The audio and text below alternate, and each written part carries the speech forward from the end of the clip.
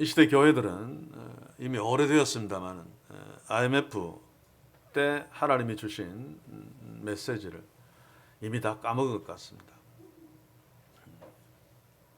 우리는 IMF를 기억하죠. 다시 기억해 보니까 참 갑작스럽게 들어닥친 IMF가 뭔지도 몰랐습니다. 뭐 은행 같은 거죠. 그래서 우리나라가 IMF가 그냥 두면 부도 나서 거지 나라가 되는 다 거지가 될 판인데 그래도 IMF가 돈을 좀 차용해 주어서 억지로 몇 년 만에 어려움을 넘어섰습니다만 그때 하나님 우리에게 주신 메시지가 있습니다. 여러 가지가 있지만은 그 중에 하나가 물질의 풍요가 능사가 아니다 라고 하는 거죠. IMF 때 교회들이 얼마나 어려움을 겪었습니까? 그 이전에 정말 풍요로웠습니다. 축복을 노래했습니다. 그러다가 덜컥 IMF가 와서 수많은 고통 속으로 무너졌는데 작은 교회들은 다 문을 닫고 큰 교회들은 그래도 경제적으로 구조조정을 한다고 하면서 살아남으려고 몸부림을 쳤었습니다.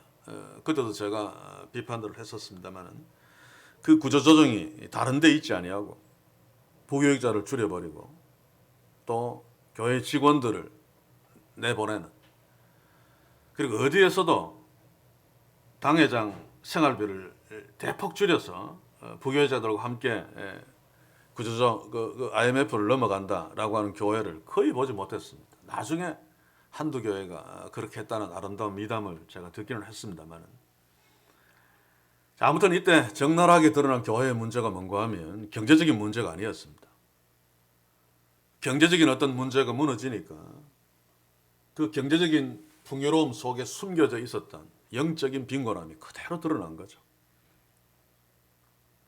본질적인 문제였습니다. 그래서 하나님께서는 경제를 의지하고 우리가 복받았다라고 큰 소리 막 치는 교회를 향해서 경제적인 부분들을 거두어 가심으로 현실을 직시할 수 있도록 그러나 그것을 제대로 깨달은 교회가 얼마나 되는지 모르겠습니다. IMF도 마찬가지죠. IMF를 통해서 우리에게 말씀하시는 하나님의 메시지가 여러 있습니다만 가장 결정적인 것이 풍요가 아니다. 단순한 건강이 아니다. 영적인 문제, 믿음의 문제 다시 한번 보게 했죠. 온라인 예배를 통해서 예배가 뭔지도 다시 한번 깨닫게 하시고 물론 수많은 교회들은 헌금 줄어든다라고 하는 것 때문에 온갖 아이디어를 다 짜내서 그것을 이기려고 했습니다만 참 안타깝습니다. 아무튼 IMF도 거의 다 지나간 것 같습니다만 그러나 그렇지 않습니다. 그렇죠? 제가 며칠 전에도 병원에 가서 의사 선생님하고 대화를 했습니다만 독감 지금 대유행하죠. 독감만큼이나 코로나19 환자도 많다.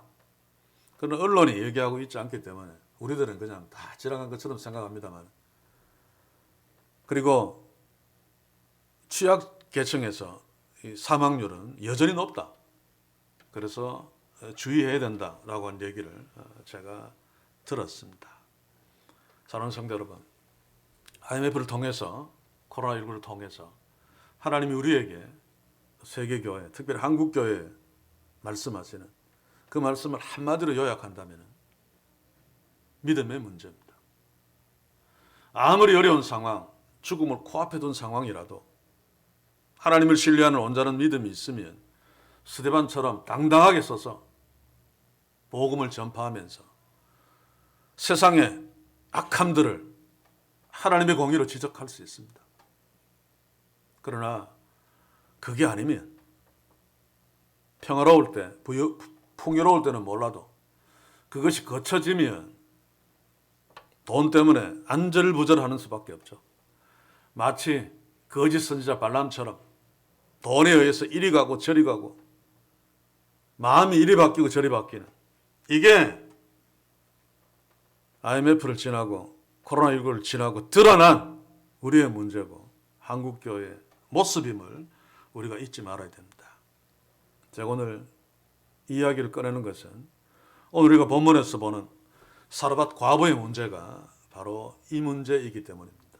오늘 사르밧 과부의 문제를 좀 주목해서 볼 터인데 사르밧 과부에게 12절이 지난 시간에 보았습니다만, 제가 가로되 당신의 하나님 여호와의 사심을 가리켜 맹세하노니 나는 떡이 없고 다만 통에 가루 한 움큼 병에 기름 조금뿐이라. 내가 나뭇가지 두 곳을 주워다가 나와 내 아들을 위하여 음식을 만들어 먹고 그 후에 죽으리라. 이게 IMF라고 볼 수 있겠죠. 그 위기를 엘리야를 통한 하나님의 은혜로 이 과부는 잘 벗어났습니다. 그게 15절, 16절 제가 읽어드리겠습니다.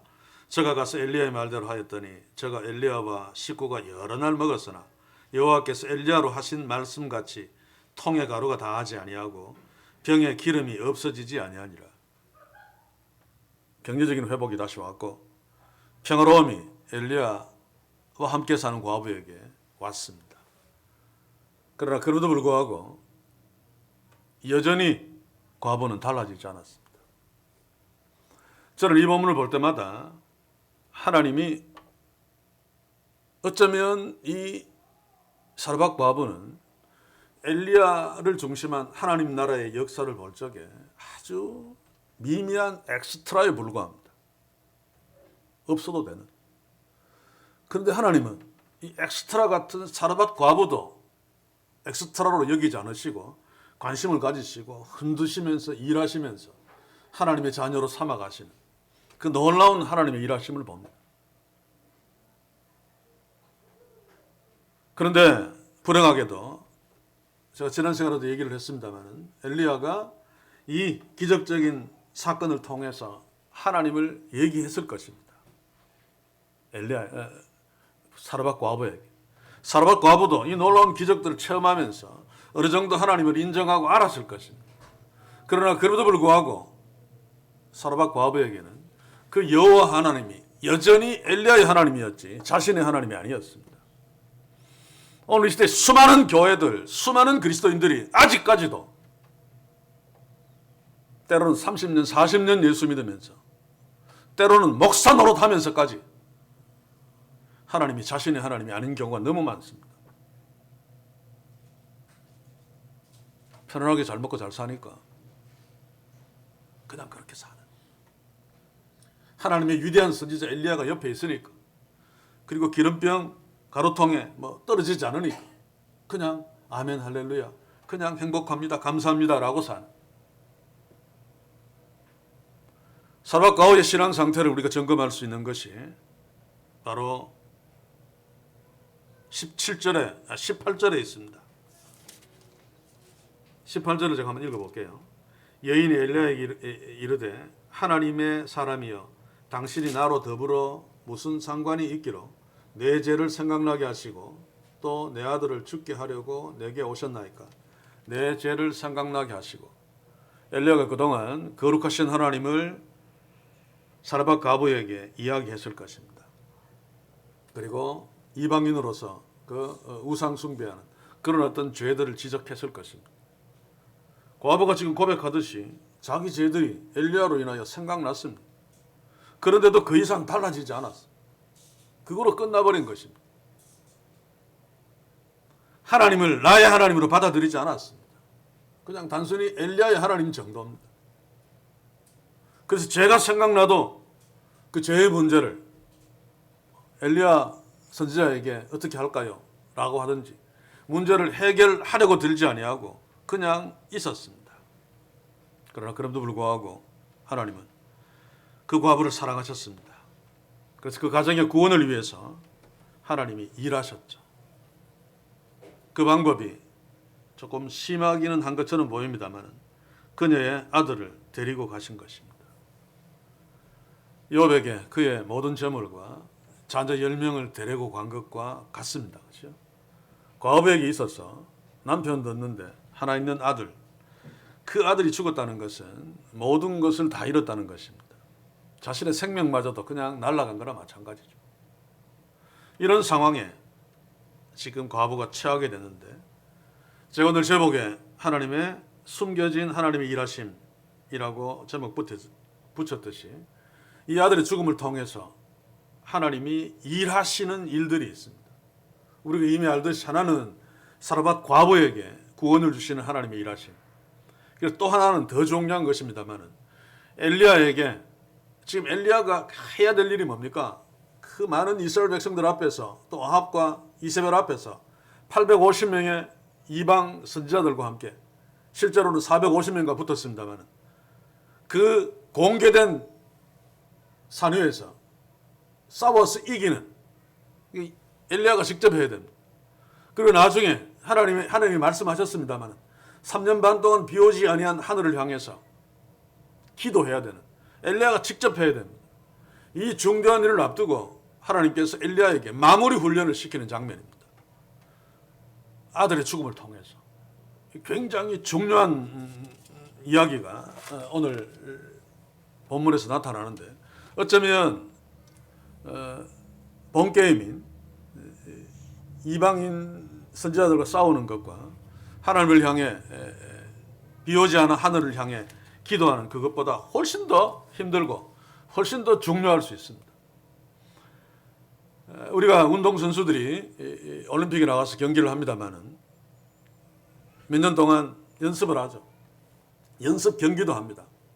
저도 학교 대표로 선수 생활을 할 적에 수없이 훈련하고 수없이 연습 경기하고 저는 유도 선수였기 때문에 그 고무줄을 수없이 당기고 시합 나가면 시합은 그렇게 힘들지 않습니다.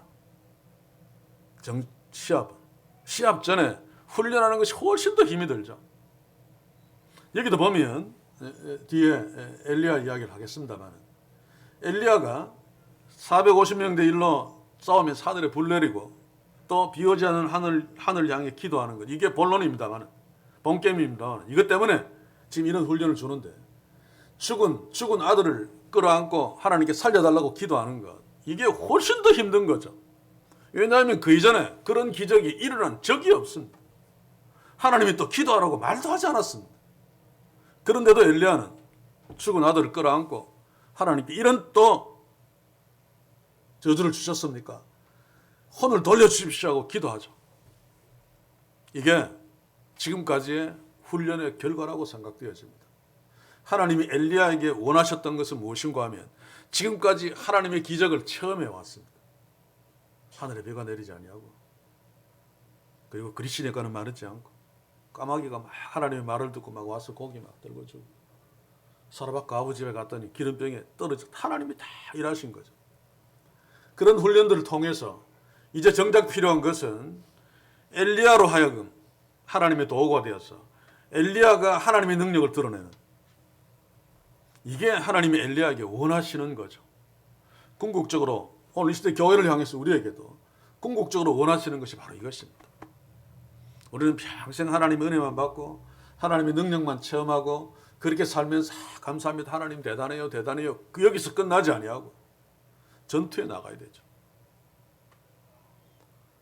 출애굽 광야로 친다면은 광야에서 아무 일도 하지 않고 계속 만나로 메추라기로 먹고 불기둥 구름기둥으로 홍해 확 갈라지고 사실은 다 감탄하는 일밖에 없죠.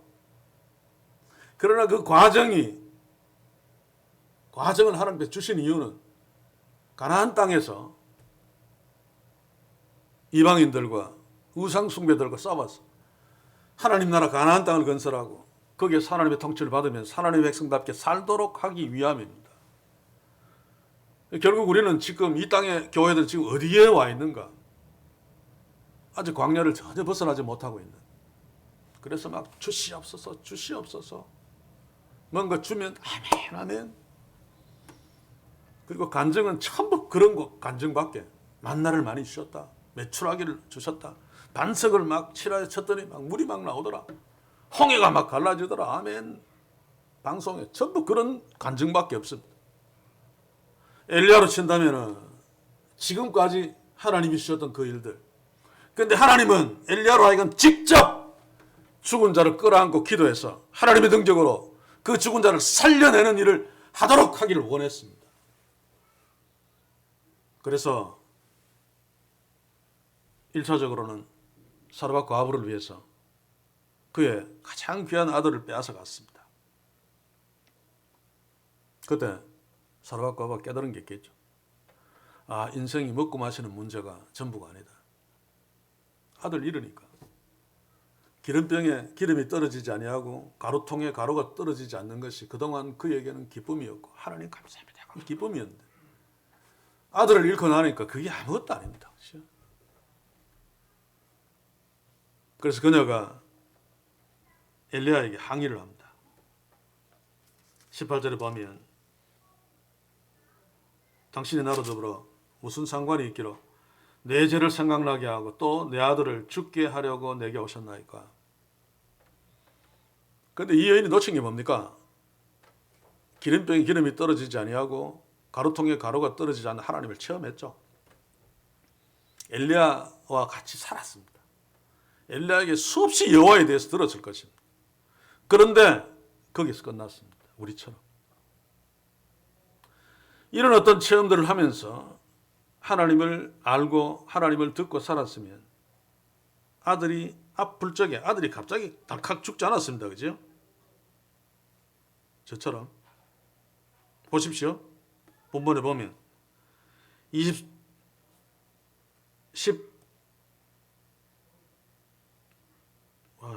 놓쳐버렸는데 10 몇 절입니까? 17절에 보면 2일 후에 그 집 주모 되는 여인의 아들이 병들어 증세가 심하여 위중하다가 숨이 끊어진지라.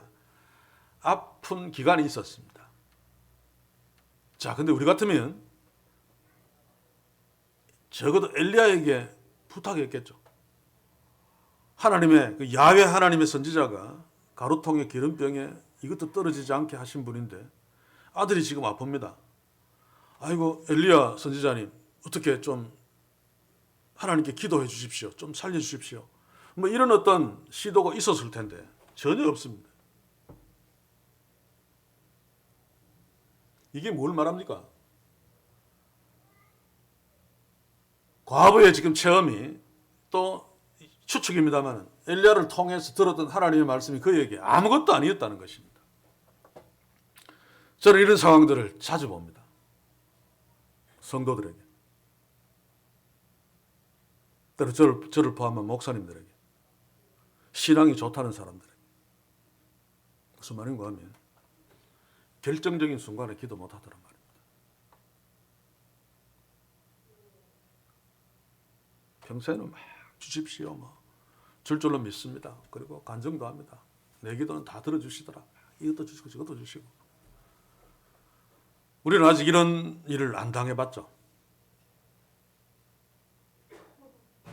제가 욥기서를 큐티하면서 내가 당한 일 욥에게는 비교할 수도 없다. 모든 재물 다 빼앗기고 아들 자녀 10명 다 죽어버리고 그것하고 유사한 무게가 바로 이 과부입니다. 그 아들은 그의 모든 것입니다. 그런데도 그 아들이 아파서 다 죽어가는데 무언가 하나님께 구하고 있지 않잖아요. 하나님은 능력 많으시는 분 분명히 알고 있잖아요. 경험하고 있잖아요.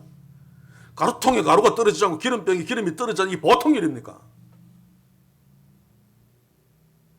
상상을 초월하는 하나님을 체험하면서도 정작 이 문제는 엘리야에게 부탁도 하지 않았습니다. 우리 자신들을 한번 돌아보십시오.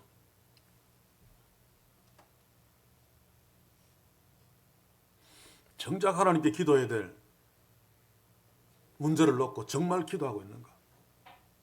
매너리즘에 빠져서 기도하는 거 말고 정말 처절하게 하나님을 붙들고 주여 내가 이렇습니다. 이런 처지에 있습니다. 주여 어찌하오리까? 정말 간절하게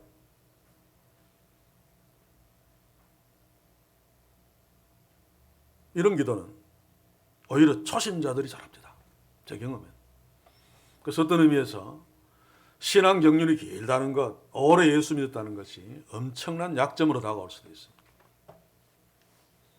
소위 말해서 기도를 간절하게 하지 못합니다. 계속 기도해왔기 때문에.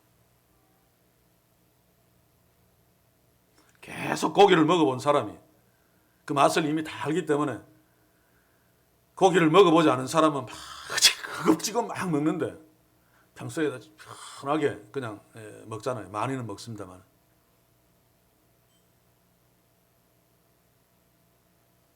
한번 생각해 보십시오. 어쩌면 그것마저도 의식하지 못할지도 모르겠습니다. 왜냐하면 진짜로 기도하지 않았기 때문에. 나한테 닥쳐진 처절한 문제, 정말 결정적으로 심각한 문제가 무엇인지 모르고 있을지도 모르겠습니다. 사르밧 과부는 이 결정적인 문제 앞에서도 하나님을 그만큼 경험했으면서도 엘리야에게 여호와 하나님의 이야기를 그만큼 들었음에도 불구하고 직접 기도를 하지 못한다 할지라도 엘리야 선생님, 엘리야 선지자님 어떻게 했으면 좋겠습니까? 당신이 하나님께 기도 좀 해주십시오라든지 전혀 그렇지 않았습니다. 죽고 난 뒤에 엘리야에게 원망했죠. 당신 때문에 내 아들 죽었다는 얘기입니다. 괜히 우리 집에 와서 내 죄 생각나게 하더니 재수 어물러서 아들까지 죽게 했다. 그렇게 끝나버립니다. 그런데 하나님은 이런 사르밧 과부를 그냥 두지 않았습니다. 그렇죠? 제가 서두에 하나님 나라는 엑스트라가 없습니다. 이 역사 속에서 사건 속에서는 틀림없이 엘리야가 주인공이고 사르밧 과부가 엑스트라 축에도 못 드는 엑스트라인데 하나님 앞에서는 엑스트라가 없습니다. 하나님은 이 사르밧 과부를 집중적으로 케어하시죠. 집중적으로 살려내십니다. 하나님이신 예수님이 그렇게 하지 않으셨습니까? 십자가에서 죽으실 적에 그 고통이 얼마나 큽니까? 출혈이 심해서 피가 다 빠져나오면 두통이, 그리고 그 목마르면 혀가 막 목 속으로 말려 들어가는 그 고통은 경험해보지 않은 사람은 상상할 수 없답니다.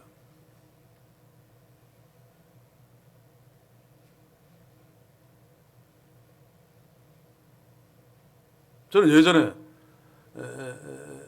피를 한번 많이 흘린 적은 있었습니다. 싸우다가 그때 맞았어. 필요 이상으로 피를 많이 흘리니까 구역질이 막 나와요. 그리고 정신이 몽롱해 집중하는. 그런데 물과 피를 한 방울씩 다 흘리면 그 정신이 있겠습니까?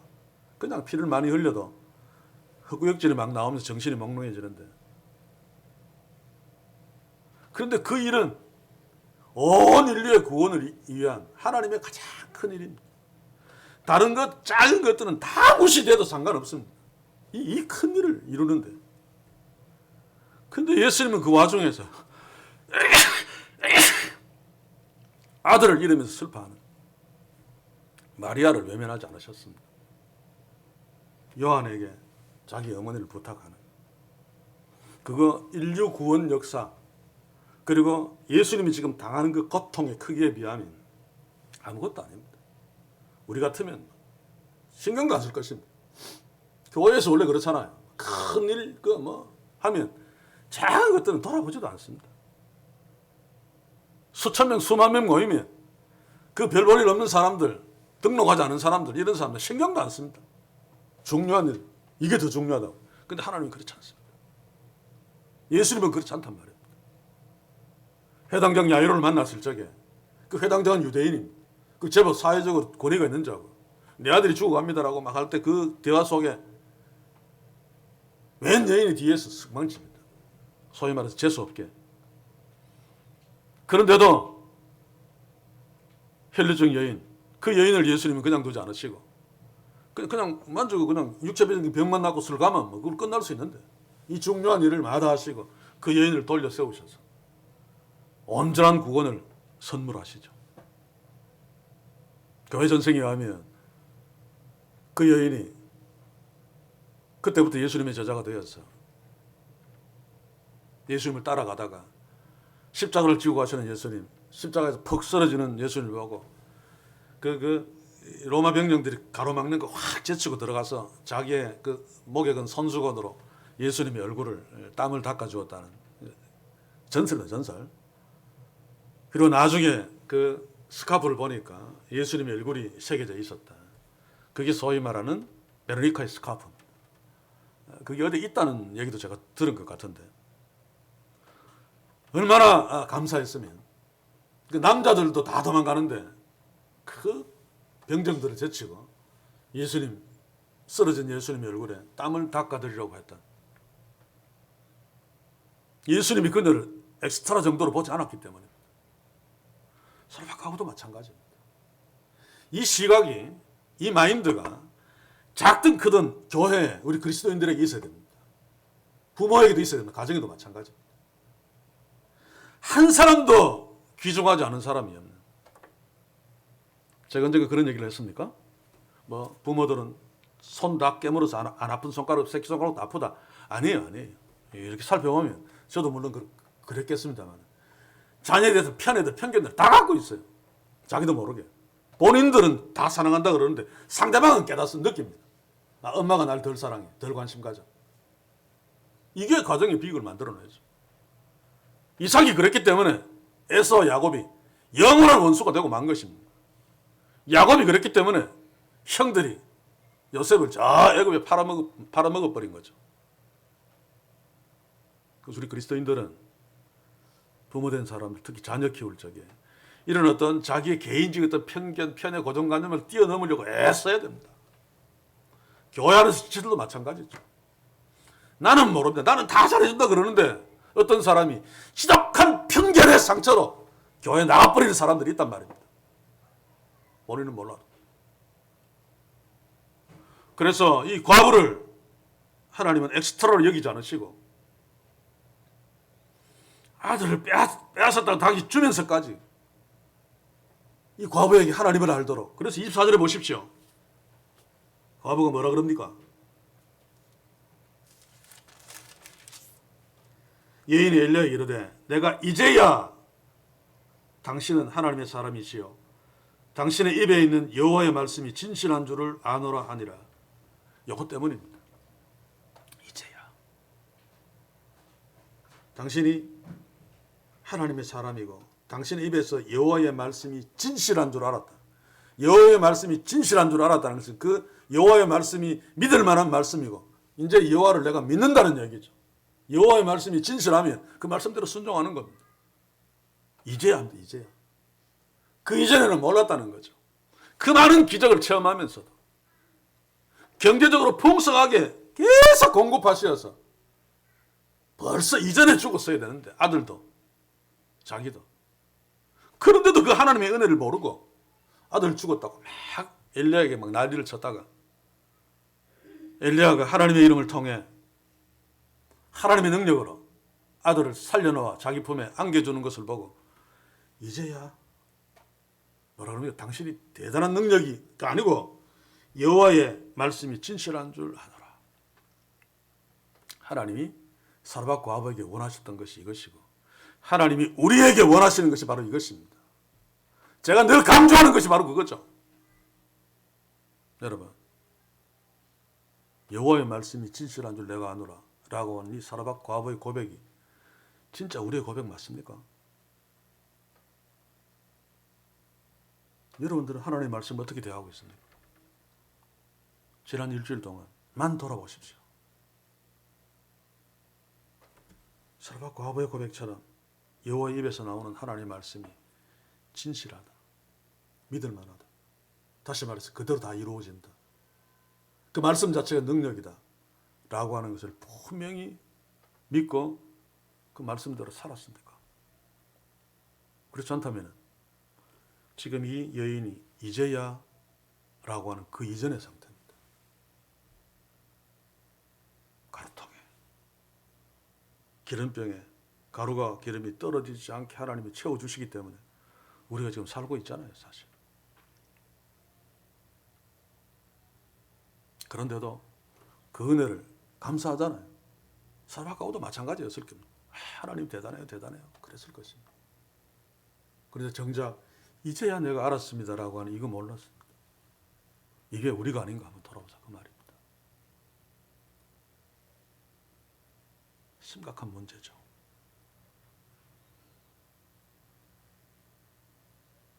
저에게 가장 귀한 것을 하나님이 거두어 가신 것도 이런 관점에서 분명히 어떤 숨겨진 일하심이 있는 줄 제가 압니다.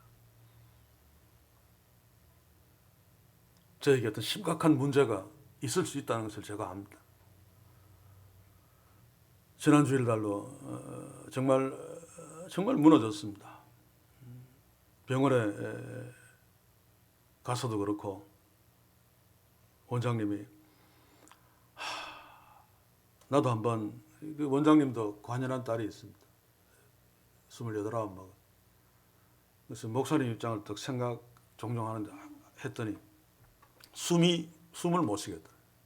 숨이 탁 막혔어. 그리고 나는 이 의사 일을 도저히 못할 것 같은데 목사님 그 목회 너무 힘들죠. 설교 준비는 되십니까? 그래서 내가 고개를 숙이고 잘 될 리가 있겠습니까? 그 말은 이제 위로하는 힘내십시오 위로하는 말인데 저한테는 위로가 되는 것이 아니고 고문입니다. 그렇죠? 그 지난 주간 언젠가는 모르겠는데 홈페이지를 제가 저 밑에까지는 잘 안 봅니다. 예전에 한번 그 밑에 뭐 하라고 한번 지시를 하고 전체를 한번 그래선 적이 있었는데 그런데 끝까지 이렇게 내려가서 올려보다가 보니까 2021년도에 업데이트를 한 것 같아요. 중간에 정면에 딱 이소진 집사님하고 희림이 사진이 딱 있어요. 초등학교 때. 가만히 생각해 보니까 그 사진을 넘겨보니까 석 장 딱 있던데 우리 학생회에서 서울로 여름 수련회인가 뭐 갈 때 희림이는 초등학교 한 5, 6학년쯤 됐을 텐데 따라갔다가 이소진 선생님하고 같이 사진을 찍은 것 같아요. 하필 그거 저는 어릴 때 사진을 보면 더 무너집니다. 완전히 그냥 뭐 죽은 사람처럼 되었죠. 또 힘들어서. 그런데 엎친 데 덮친 격으로 휴대폰을 이렇게 보니까 뭐 좋은 뭐 땅이 나왔다고 뭐 이렇게 살았고 내 번호가 어디에 노출된 거죠. 그래서 뭐 차단 눌렀고 막 화가 나서 막 눌렀고 하는데 내가 뭔가 잘못 눌렀겠죠. 문자가 하나 뜨는데 희림이가 카톡으로 보내서 답장이 없으면 문자로 또 보내요. 그래서 제가 서울 올라가는 5월 20일 날 아빠 화장실 문에 페인트 칠해 놓았으니까 조심해 라고 하는 문자가 딱 있어요. 그날 밤 같이 자고 23일 내려온 게 마지막 본 곳인데 엎친 데 덮친 격이죠. 간단히 그 사진 보고 확 내려앉았다가 그 문자까지 보니까 어떻게 주체를 못 하겠어요. 그러면서 이 설교 본문도 어제 늦게 오늘 새벽까지 그냥 들여다보았는데 나름대로 깨달은 게 있습니다.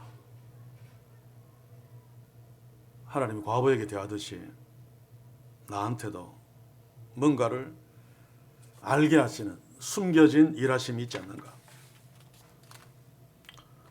그러면서 기도한 것이 있습니다. 우리 공동체에 속한 주의 지체들 과부처럼 혹시 이제야 이전에 있다면 아직 광야에 있다면 하나님 과부에게 하신 이런 일 하지 마시고 제 입을 통해서 깨닫게 해 주십시오. 저한테 하신 그런 일 하지 마시고 저의 입을 통해서 깨달을 수 있게 하셔서 과부가 고백한 것처럼 이제야 여호와의 말씀이 진실한 줄 아노라 라고 고백하고 주의 말씀 앞에 신실하게 서서 그 말씀대로 사는 새로운 삶이 전개되게 하소서 간절하게 기도했습니다. 사랑하는 성도 여러분, 그렇게 되기를 주의 이름으로 간절히 소원합니다. 그래야지 하나님이 엘리야에게 원하시는 일들을 우리가 할 수 있습니다.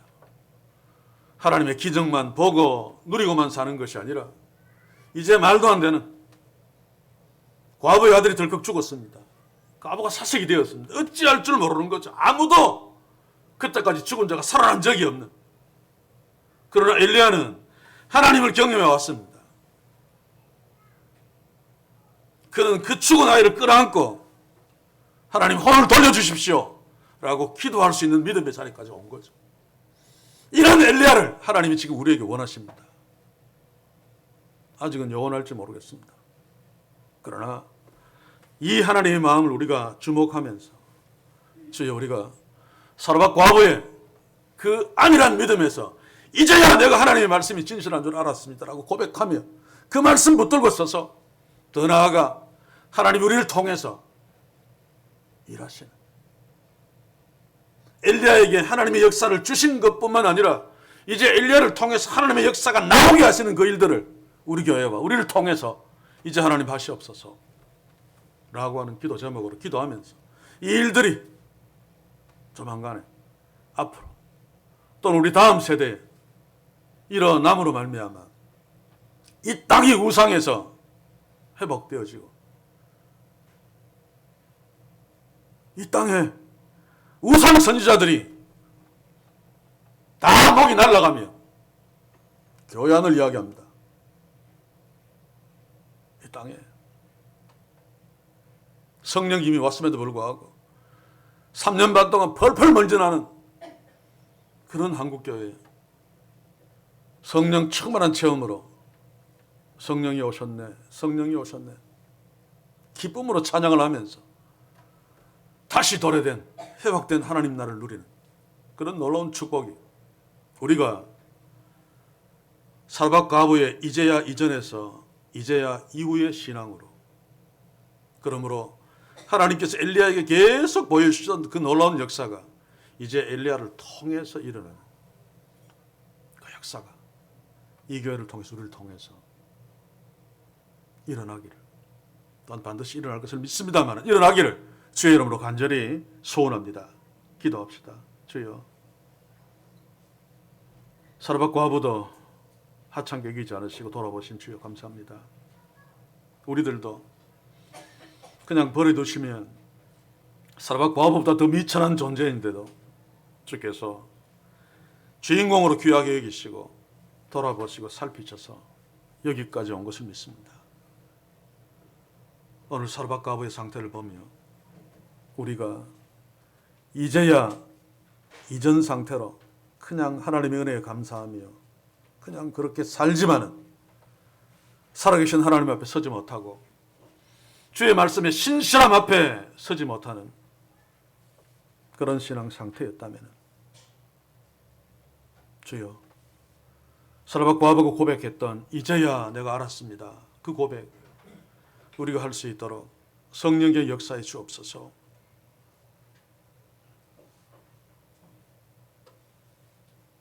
사르밧 과부에게 주신 그 일들이 아니라 할지라도, 이종에게 주신 그 일이 아니라 할지라도 우리 믿음의 지체들 우리를 향하신 하나님의 마음을 잘 깨달아 주의 신실한 말씀 앞에 세워주셔서 오히려 찬송하며 감사하며 기뻐하며 엘리야처럼 하나님의 능력이 나가는 그 세상이 바뀌는 놀라운 역사 주여 우리를 통해서 하시기를 소원합니다. 그 일들이 이 교회를 통해서, 우리의 가정을 통해서, 우리 한 사람 한 사람을 통해서 이 땅의 교회들에게 이 땅 위에 이루어지기를 소원합니다. 모든 것 주께 부탁합니다. 예수님의 이름으로 기도하옵나이다. 아멘.